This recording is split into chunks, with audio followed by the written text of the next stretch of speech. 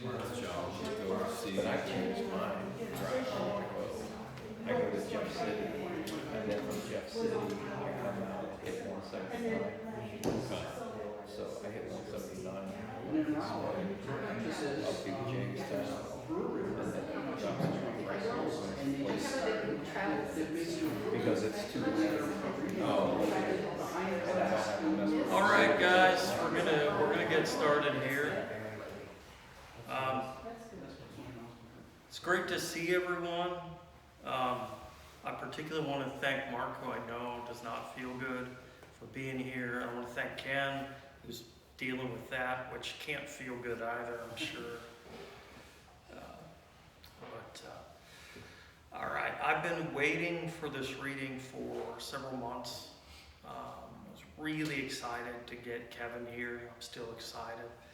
Jason, I'm sorry, I'm not as excited about it. It's okay. It's fun. We see each other. That's right. That's right. No, I was trying to figure out the other day how long Kevin and I have known each other. It's got to be about 15 years. It's got to be every bit of that. So I'm really, really happy this year with the grant funding we received that allowed me to bring in certain people that would have never been able to come here. This coming week, once we get through this, I'm going to start putting together the program for next year. I couldn't tell you for the life of me what that's going to be today, but by sometime like early next week, I should have it in my head. So, I'm going to try to go as far distance-wise next year as we can, maybe try to get a few international people if I can somehow pull that off. When it's my friends, I don't normally like stick to a bio for people because it's generally people I know. Oh, Caitlin. I'm starting a bit late. Speaking of that, this month is the only reading for the month of September, but in October, Caitlin and Agnes will be reading here on October 18th. Which again is at 6 o'clock. All the readings this year have been 6 o'clock. Mark and I were talking about it, and I'm probably going to put together another reading next year that's going to be like 20, 25 people. And when we do that, it'll be a little bit earlier in the day, but I'll keep you posted. And nobody has to worry about sweating in the bookstore for several hours because we will be here if I have my way.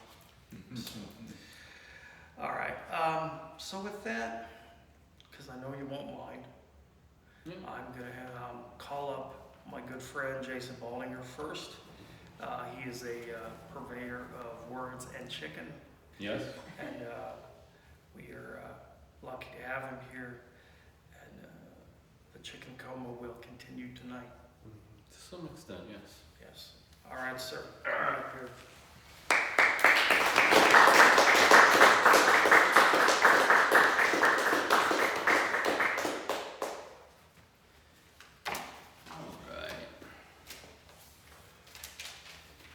It's nice to be back in Bell. I haven't been here in a year again, so my once a year traveling about is appreciated. Thank you for having me. What the fuck am I doing? Is a good question. First. Alright, I'm gonna do this. Most of these books came out on Kung Fu Treachery. Some of them came out on OAC Press. This is the History of Backroads Misplaced, which is my selected. This is the Confederate General from Osage County. Oh yeah, glasses off, JB, please. I breathe the breeze from the wings of a fly. The sun cracks eyelid, hangover, looks around the corner, and the same fucking rooster crows. This son of a bitch, the Confederate General of Osage County, crows every morning at the exact time of Stonewall Jackson's death. This son of a bitch rooster believes in reincarnation. Let us cross over the river and gather in the shade of the trees. Let's roll out the trash cans and wait for the meth labs on the Gasconade to open. The Ozarks will stand and fall like Appalachia, and that son of a bitch will keep crowing. This rooster expects lemons from your pocket. If you don't, then motherfucker, you better at least straighten up, stand at attention, and salute.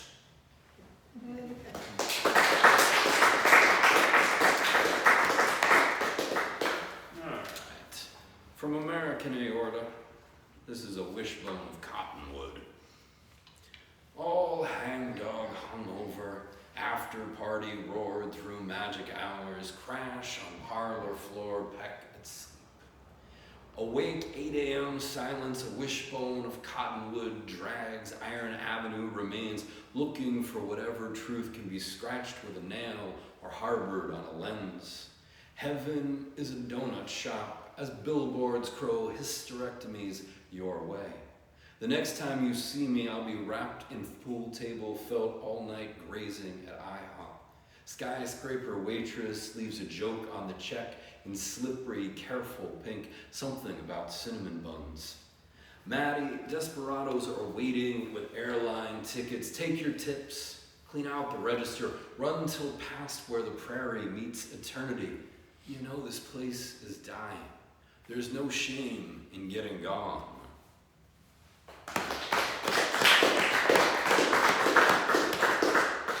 Bed of dead lizards. Hear that gravel-bellied song, that gravel-bellied reply. These birds foreign to me, flash flickers of color unrecognized. Shelled by a walnut tree, I sit on matchsticks, splinters, cows low at that side of the road. The sun hasn't broken the ridgeline. Soon the heat will reach dangerous. I've memorized the same sky deep in the wings of night, when the only sounds are crickets' legs and the slow burn of stars. As night stretches, time is once again valueless. It's past time to crawl to shelter, crawl into a bed of dead lizards, let the swamp cooler take the sting out of the thermometer, or see if that tire patch will handle the sticky tarmac through one armadillo towns complete with headless bears and collapsed eaves. In a roadhouse, I'll order a gallon of sweet tea and a platter of catfish. Let the air conditioner be my spine. If luck holds beyond Mark Twain or the Mississippi, then it's Keokuk. The 61 highway disappears, the ghost of Iowa as eccentric as Howard Hughes.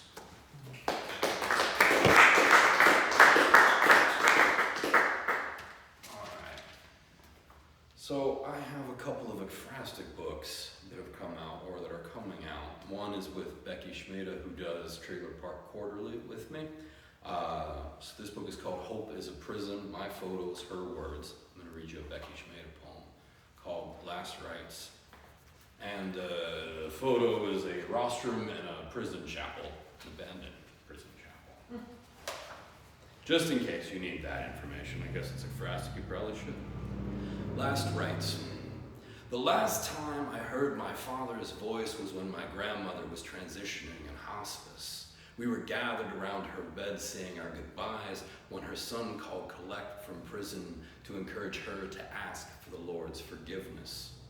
While death rattled in her throat, I looked out the window. A stray cat batted around a bluebird. My grandmother dismissed religion long before I was born, but kept a crucifix in her nightstand drawer.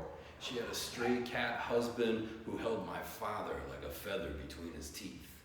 She looked out the same window and then at me as my father yammered on about redemption. Or maybe she didn't look out the window. Maybe I just wanted her to. The last time she spoke directly to me was the day before her son was sentenced. Just tell the truth, that he didn't really hurt you. She begged. Just tell the truth.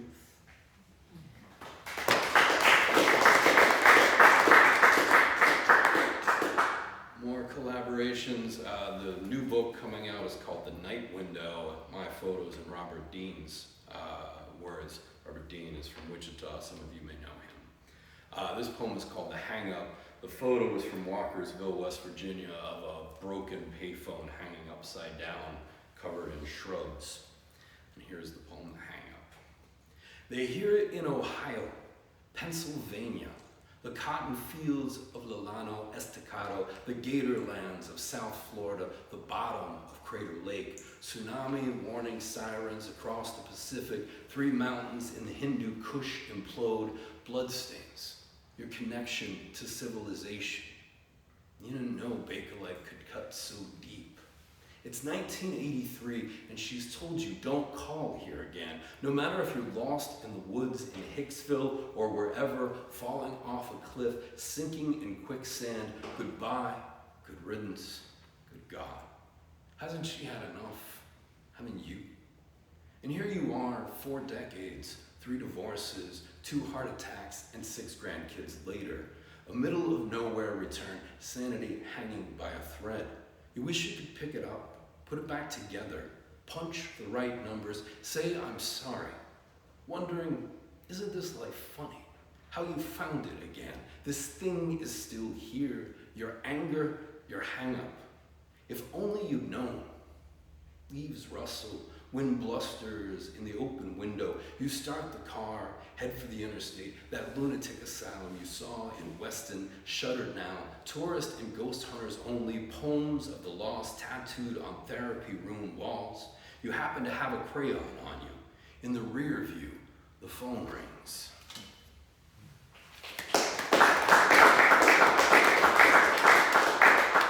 This bottle of water. I would love a sip of water right now. Talking makes you thirsty. All right. My 4th book with James Baldinger came out last November, I believe. I'm going to read you 2 poems from that. The book is called Waiting on Hummingbirds, and you're going to hear a poem called A Howard Johnson Prayer. Nothing has a right being this beautiful. In the mighty exhale of crossing the heartland again, the chill that saturates post-Labor Day, the sun already a victim, but there are no stars in this fenced pool parking lot watering hole with logos looming and billboards crowing and traffic blowing past headlights through honeycomb and the interstate close enough to hear it whinny at the horizon. Another outlaw moment. Flat Earth and floodplain, 250 miles and 25 milligrams waiting on corn stalks to colonize these temples. Cold blue water steals as it reinforces this essence. I float on dreams that stretch middle Mississippi to Machu Picchu. I float a black and white dream, memories of a dark sky, meditation.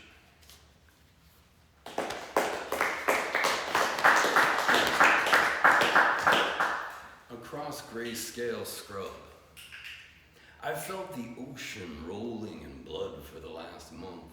The timelessness of tradition grows into a throb until highways dismantle, the rattle of traffic, trunks of pavement disappear into salt air, into the crash of waves, into the approximate or infinite. And with the moon rise, will all look different. Boardwalk lights fade constellation. Somehow 8 years run across the horizon in one moment. Heat lightning brain meets cold air deepening. I still have my prayers, maybe more than ever, left in the sand, pulled back by the tide. I have a year to dissolve, trusting time as water soluble. Horseshoe crab shells moored, sand prints across motel carpet, across grayscale scrub. Another sunset in the side view. Another sunrise witness, another year piles on graceless, listening to waves break, across the highway, through the heartland, along the shore.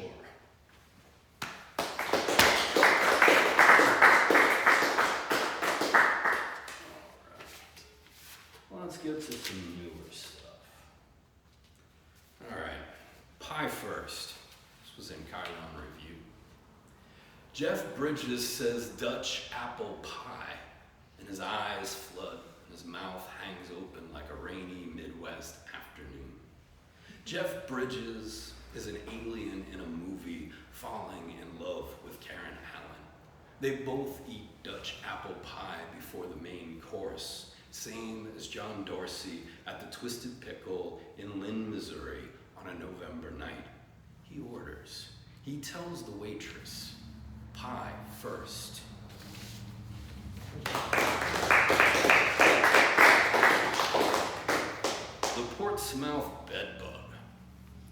Between cooling towers either side of the Ohio, sun rests on reflection, a topography of place names, towns, cities, rivers flow through my brain, a bulwark against anxiety, a whirlwind that coats my language. And here comes the reincarnation of Ulysses S. Grant's horse, singing like the Portsmouth bedbug. All you need is a voice to carry water. These towns, all itchy skin, metallic mouths, mired in low tide, carp and barges moan all the way to Cairo. This Shawnee town, with its Scioto come to meet the neon-lit echo of the Dairy Cream, the Mexican restaurant under a spider web. The poverty etched in after industry left and only the drugs stayed. You might say it was by design. Maybe Roy Rogers' audio tour of Flood Walls will be a bestseller, but that doesn't mean the story of the poor will ever be told. So give Bo Hopkins a shotgun. Let him sing Shall We Gather at the River, eyes dab in different directions, unless he's out crowing with the roosters before sunup again. It's 8:30 a.m., and I don't feel fitful. I raced a train to Chillicothe and won. I don't give a good goddamn what the Mothman says. I mean, you can gentrify a river. That doesn't mean you can make it stay.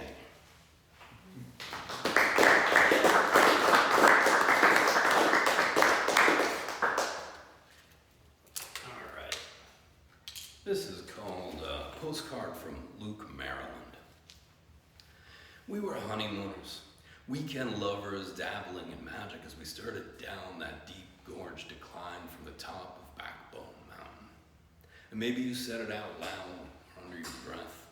Maybe I heard you thinking it. I love you. The Potomac never visible.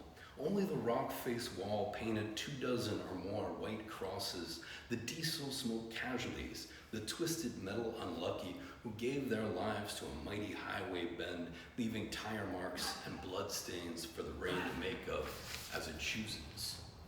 Your voice sucked back in your throat, breath caught as we crossed into West Virginia before turnarounds into Allegheny County. Those crosses shoot across your eyes, graphics in a slot game gone awry. We pulled in for a pizza at the Civil War Hospital on the other side of Savage Mountain, silent and still as cannon smoke.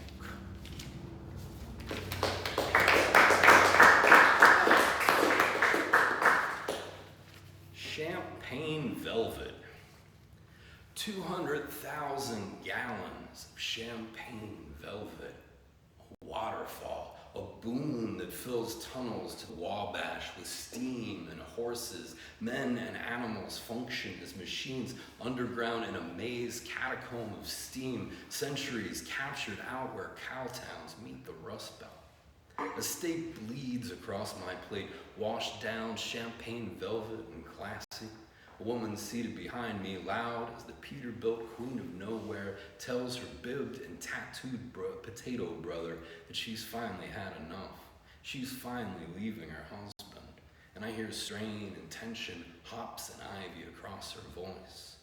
And you don't know how long I waited to hear you say that, and their conversation turns into hushed tones, static, into the seedy remains of prosperity and promise of steam dispersed and catacombs closed. The Wabash River flows, white limestone and muscle memory.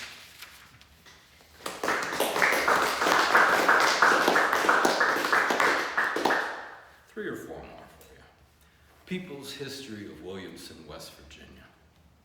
We could have gone to the prom with the Cole House girls. Crushed red velvet dresses, color drawn richer in humidity. They wait for dreams and corsages to die like Romeo and Juliet.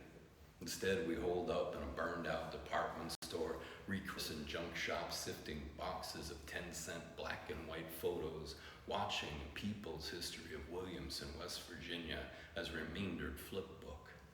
Camera flash illuminates moments, heads craned to the surface, a new used car sitting in pea gravel under a pawpaw, the sun shining off the canal as she sat neatly on a picnic bench. Smoking uncles, messy rubber-legged toddlers, beehived ants, gaunt Halloween witches, cold black-faced miners carrying lunches in gunny sacks. Not one graduation in sight. No one ever actually smiling. Only distance, red in eyes focused on another mountain range. These boxes never rescued, sepia acid stained or rusted pipe washed. 8 lanes of train tracks that led out of town now left oxidized. Burnt sienna memories, color faded ghosts, hot photo paper alone.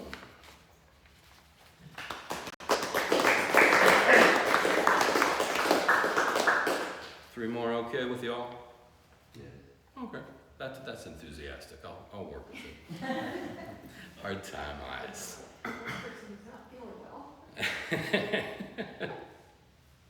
Well, sorry then. Hard time eyes. 3 Confederate skeletons molder through a dogwood night. 2nd Avenue lights shine from downtown Oasis past where motels go to pasture and corn begins its rise. 3 Confederate skeletons, gray hair growing down the backs of kiss tees, baggy jeans printed with Ohio River mud. They double time it back to camp, past the Cadillac Motel and halfway house. Graybacks burning in their pockets, old Jeff Davis's eyes wide after a taste. Jesus fucking Christ, the South will rise again.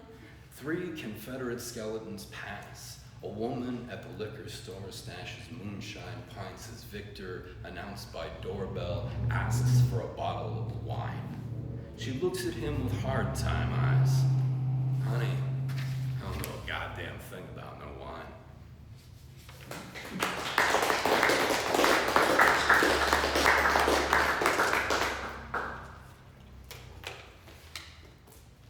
Alright, this is for Jason Ridgeway and Company.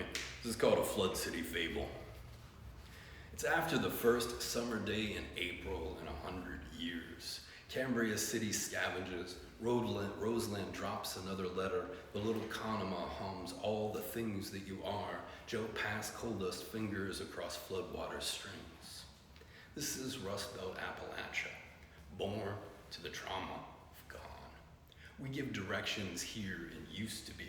We know all we may ever own are our memories. I've been hot and gone since I was old enough to see through bullshit. Watch landmarks slip through fingers like time served on an interstate. And when the wire harness in my spine went haywire, I slowly transitioned to ghost. Now I'm not even sure I know what corporate real means. But I used to be there, haunting the moment, scrape the resin off, live story to story, audience to audience, last night on earth to last night on earth, legendary in the moments we were taught never to keep. You've come to the mountain, maybe not looking for salvation, looking for breath out here in the stagnant water on the spent cap frontier, the lost world of Flood City. Maybe you leveled up because you found the last live wire in Cambria County. A third rail rusted under floodplain. You found joy, and brother, even if that happens for a second, it glows legendary through the long, winding dark. Tumbleweed stall in Gazebo Park. Washington streetlights horror blink. Stone Bridge blue hues scream with the drowned and the burning. I shake hell out of my head, say a prayer on the Puerto Rican girls who keep our pulse. Give my vision to the Bright of the Sheets highway at night. Fuck it, brother. We were never promised there'd be anything left tomorrow. There's nothing left but this moment. A second streaking past in the side view. We learned about legends. The moment occupied electric through time. A moment perfect, where nobody remembers your fucking name.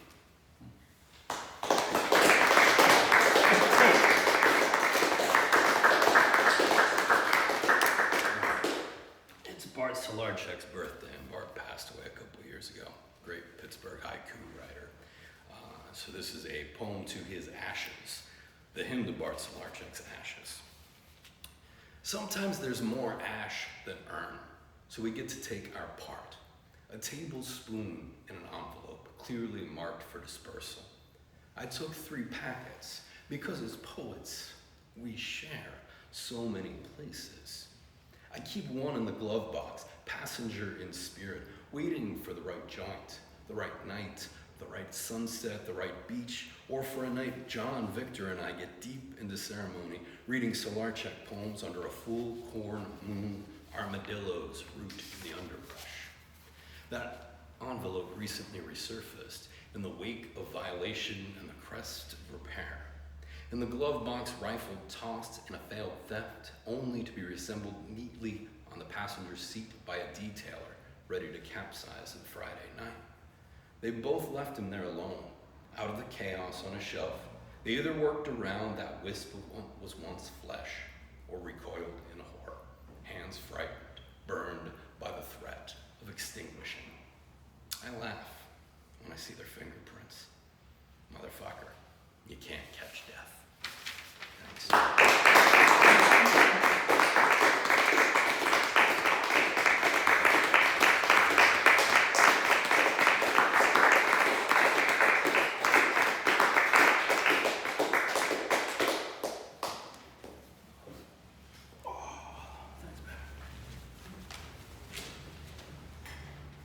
Has it actually been more than a year since Bart's Electric has been passed? July of 2024.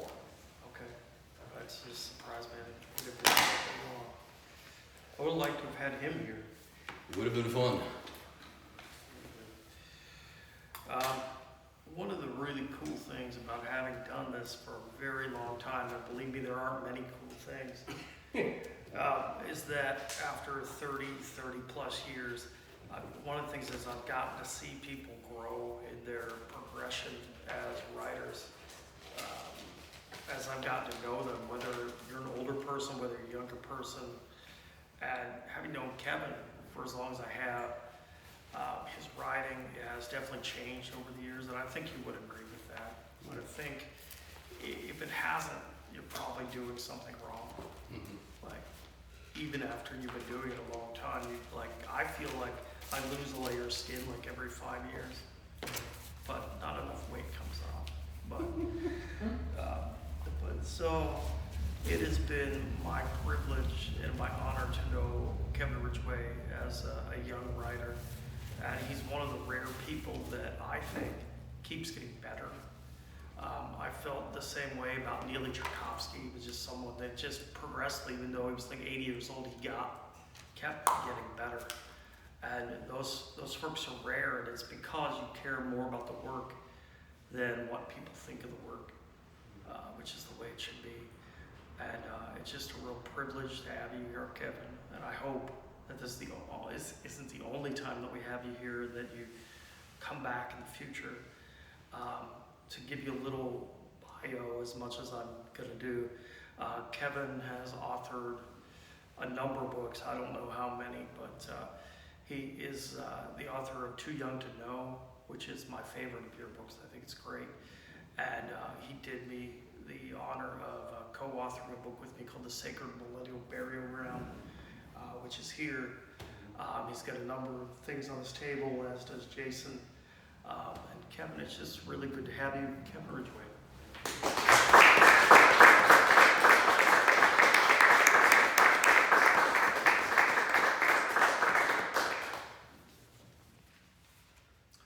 I'm honored to be here. Thank you, John.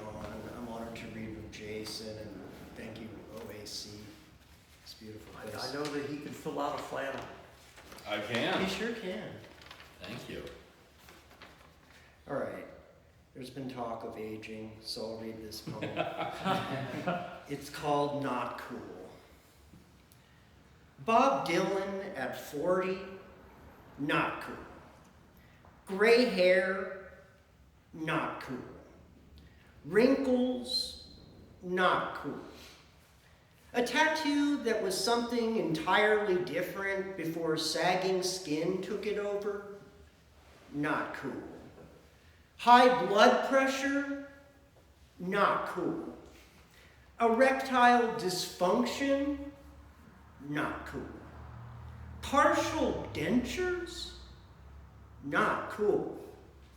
Full arch support, not cool. Conversations about A1C levels, not cool. Low metabolism, not cool. People calling me sir, not cool. Poems about middle age, not cool. Being able to school youngsters when and where appropriate to my obvious satisfaction, not cool. This poem, not cool.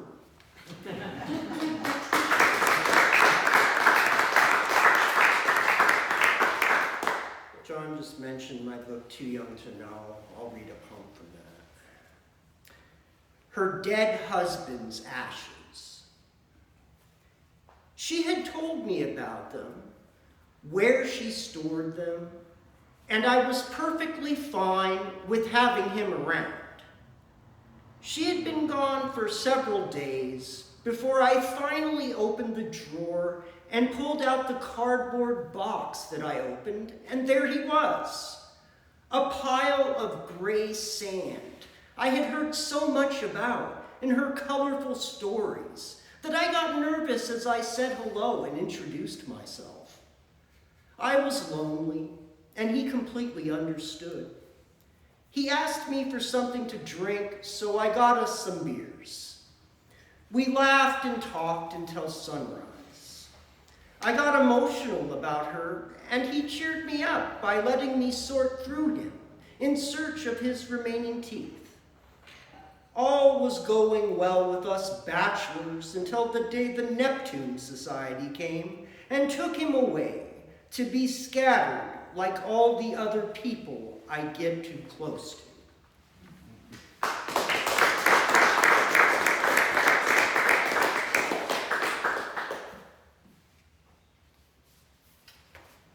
Just did a book with a couple of other poets, James Duncan and Gabriel Ricard. I'll read a poem from that. Your call cannot be completed as dialed. I see dead payphones underneath the eaves of shuttered, graffiti-ravaged storefronts in the abandoned strip mall corners of town. Their cords cut and their infant receivers kidnapped from them long ago. But this is a payphone in an emergency room where the doctors keep it alive with a dial tone hum. A ghost siren of the past. An operator urges me to deposit 65 cents for local or 90 cents for long-distance calls. I'm bored because I didn't have the heart attack or stroke I thought I was having. It's just the wear and tear of a middle-aged newbie. Nerve pain travels and tricks me into thinking it's the big one, akin to the panic of my late grandmother's legendary senior moments, when she called out my dead grandfather's name, that she was going to be reunited with him soon. I deposit change into the slot, dial my late grandmother's landline number to see if she picks up, because I have questions about growing old only she could answer. The phone rings and rings. I wait while a voice calls my name, and I want it to be heard, but time doesn't have a heart. Its wires are crossed by the cruelty of nostalgia, with zero connection to any of the payphones in the great beyond.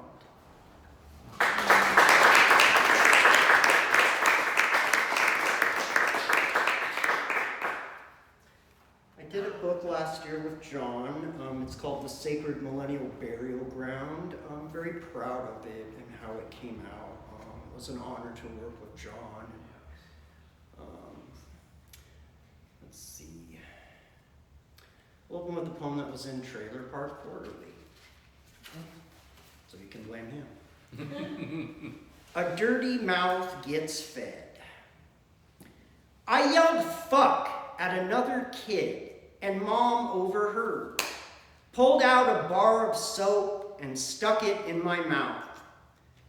"Fucking delicious," I said, as it hung from my lips while she tried to think of a better punishment.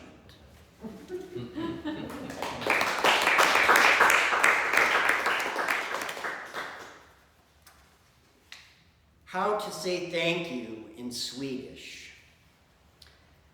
I run into the darkness of every single restless morning, because that's when my mother woke us up at 3 a.m. to go to work and to drop us off at my grandma's house.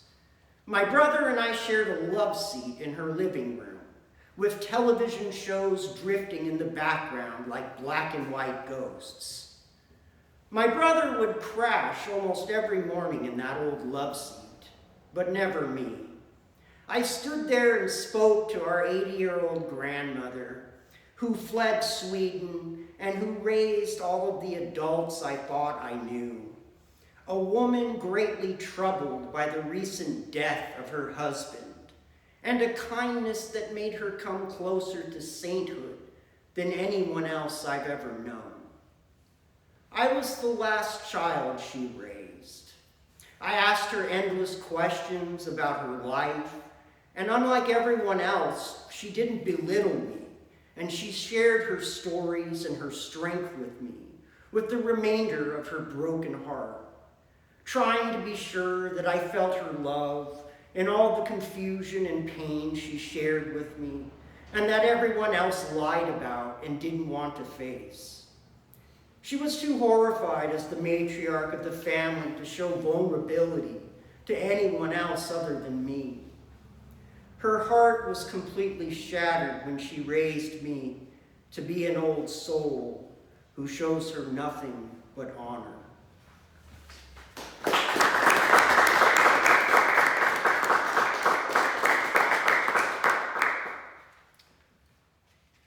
Beyond the pines. Rainfall sends unwelcome reminders of an ache unreal to a communal heart, but lives were saved along the way. A human spirit uncrushed by a Santa Cruz tree, tears washing down on us all from above as we pray to hear his song, his face, his voice, just one more time in between sheets of soulless water. Fingers on the strings of an eternal guitar, all of us dancing naked on Green Mountain soil in the days when freedom never sounded so beautiful.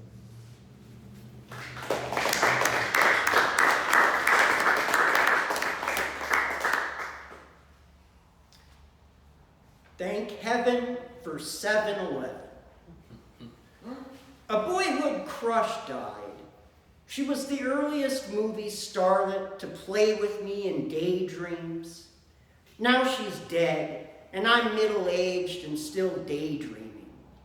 But reality is, I began a round of antiviral meds today for an unglamorous viral infection to keep me from joining her and my other imaginary friends. No side effects, but I have a pinched nerve in my neck that's turned me into a doddering marionette on my feet. So I'm confined to my bed, with both boots raised atop a stack of overdue library books, watching some of my favorite movies she once rescued me into, chewing on a half a pack of juicy fruit, because I fucking earned it.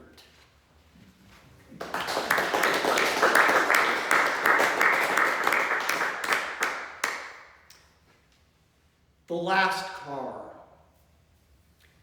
I'm in the last car of a train stopped in Salinas, the sun rays pouring down at high noon over the fruit-picked valleys where Steinbeck breathed, and where my head is bowed in the window seat, a character in a book waiting to be set free.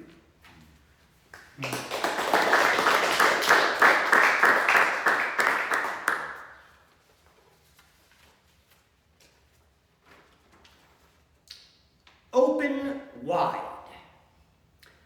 I pushed down the locks on the doors of my mother's 1981 Datsun hatchback, while she and several nurses tried to apprehend me for what was to be my second and final appointment with the children's dentist Mom found through her union at work. The dentist on staff turned out to be Broderick Crawford's evil twin, a brooding, evil 1950s dinosaur who told me if I bit his finger, he'd make my life a living hell. He proceeded to torture me anyway, with drills, pliers, clamps.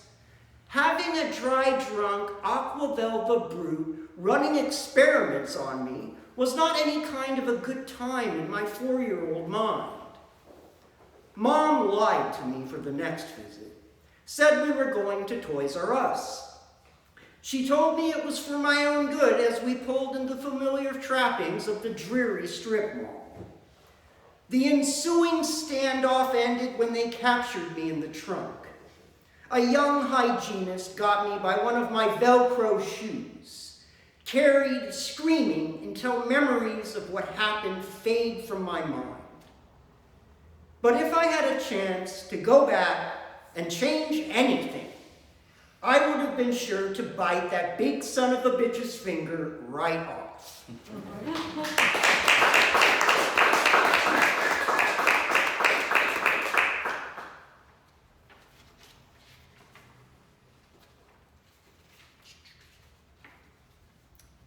Sitting at the dining room table with somebody else's Grammy.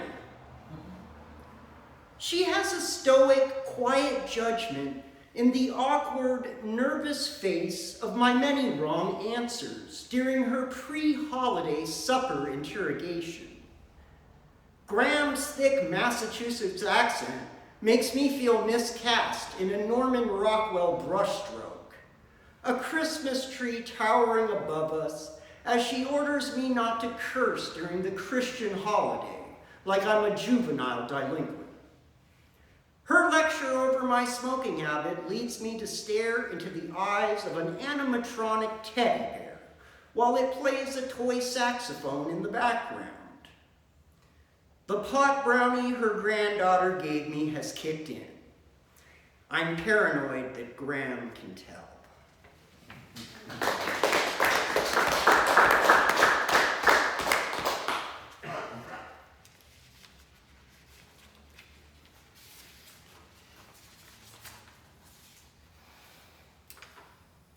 One for the road.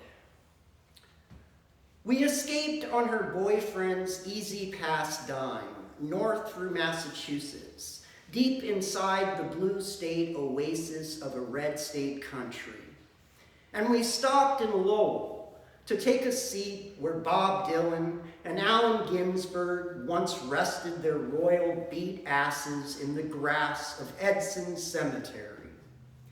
Jack Kerouac's bones didn't have to say a word to me, stabbed in the heart by dozens of pens left behind by other writers, other admirers on the road in search of the same freedom which eluded him in the end, a freedom that eludes the showbears at Clark's Trading Post on the border of New Hampshire and Vermont, our final tourist stop on a July afternoon where I sat inside an arena with children whose laughing enthusiasm saved my life as America turns on people it's tired of offering its freedom to.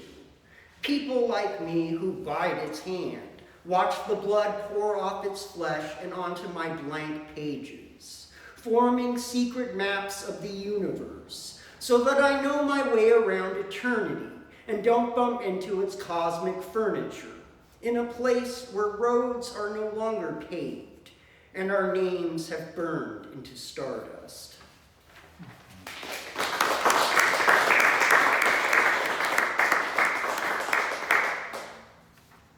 Four more poems, how about that?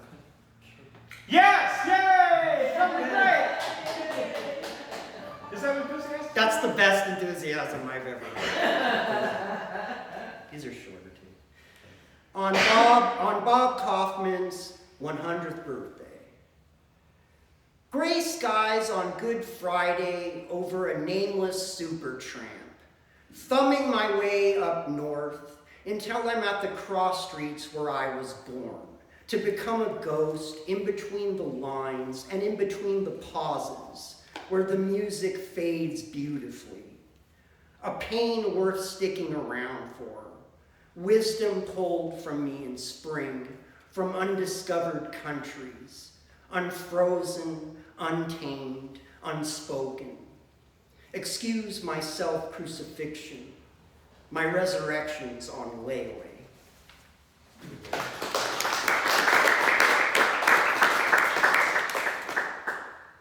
Footprint rivalry.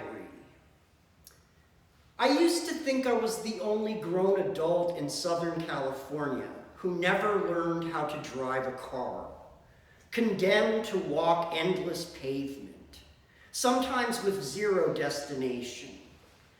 Until the day I saw the lanky man with headphones on one side of the city and then another side of the city, walking past me with a blank face, eyes pointed forward to nowhere. Around the third time or so that this happened, he began to sneer at me, threatened by our shared claim to infamy. Honked car horns, a language we could both speak in our mutual profanity. But we hold our harsh words whenever we pass each other. On one occasion, I nodded at him in acknowledgement, and his grimace told me these sidewalks aren't big enough for the both of us. But we're too disillusioned with society and life to fight each other over it.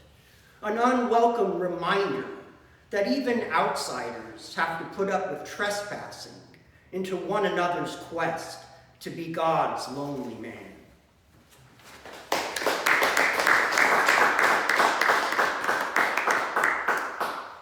This poem is dedicated to my mom, who passed away 10 years ago yesterday. Things my mother would say to me if she was still alive. You smoke like a chimney and need to quit. That belly fat needs to go. Your poems have gotten too dark. Get your finances in order before it's too late. Your teeth are a mess, and I told you so. Growing up isn't so easy, is it? You're not bad looking when you're not brooding or squinting. Where's the goddamn Christmas decorations? You need to feed the cats. My fibromyalgia is acting up. Stay away from women. You're not ready. Purple is definitely not your color. You need to get over my death. I'm glad you stopped using drugs, but you're crazier than ever, so listen to what your therapist tells you. The bathroom is not your office, it's my office, so get out. Did you take your meds? I don't mean to embarrass you, but you need to put on some deodorant.